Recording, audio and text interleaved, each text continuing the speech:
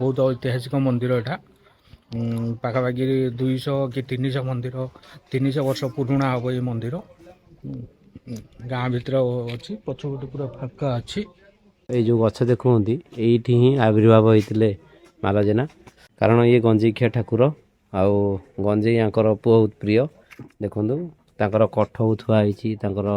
सब जिनस थुआई आउ गंजे चिलिम भी से थुआई पोखरी पुष्करिणी यहाँ कृपारू ये सब जिनस सुखेनि किसी।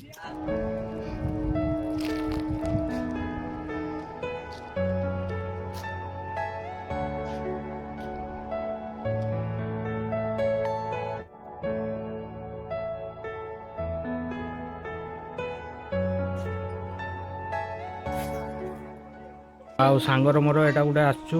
माल जेना बाबा मालजेना महादेव मंदिर बुलिया को आउ महादेव मंदिर बुलिलु भल लगिला आ मंदिरटा देखिए आपण मैंने कहे बहुत ऐतिहासिक मंदिर एटा पाखापाखि 200 कि 300 मंदिर 300 वर्ष पुराणा हम ये मंदिर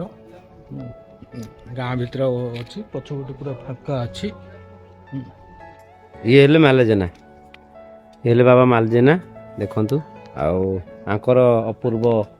बहुत किसी कामना अच्छी आ जहाँ मानसिक कले भी ये पूर्ण हो जाए कारण ये गंजेखिया ठाकुर आउ गंजे यहाँ बहुत प्रिय देखु ताकर कठ थुआई सब जिनस थुआई आउ गंजे चिलिम भी से थुआई ये हेले बाबा मालजेना बहुत पुराणा देवता ये आ बहुत पुराणा माने 100-200 वर्षर ये गछ सेमती अच्छी गछ ये जो गछ देखुंती ये ही आविर्भाव होते मालाजेना आकर माने दयालु पूरा अति पूरणीय कहले न सरे आउ देखी पारे आपण मैंने पूरी एपट जो आमर पोखरी पुष्करिणी यहाँ कृपारू ये सब जिनस सुखेनि किसी ये सब आप हूँ घटना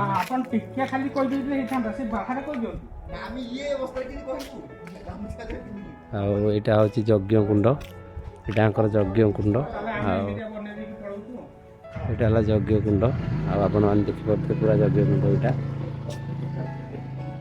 यहाँ बहुत ऐतिहासिक मंदिर यहाँ बाबा मालजेना जदि किए आपण जापार थे आप कमेंट बॉक्स रे आमर कहे आम जगह कहीदेबू ये जगह कौ जगह यहाँ आमर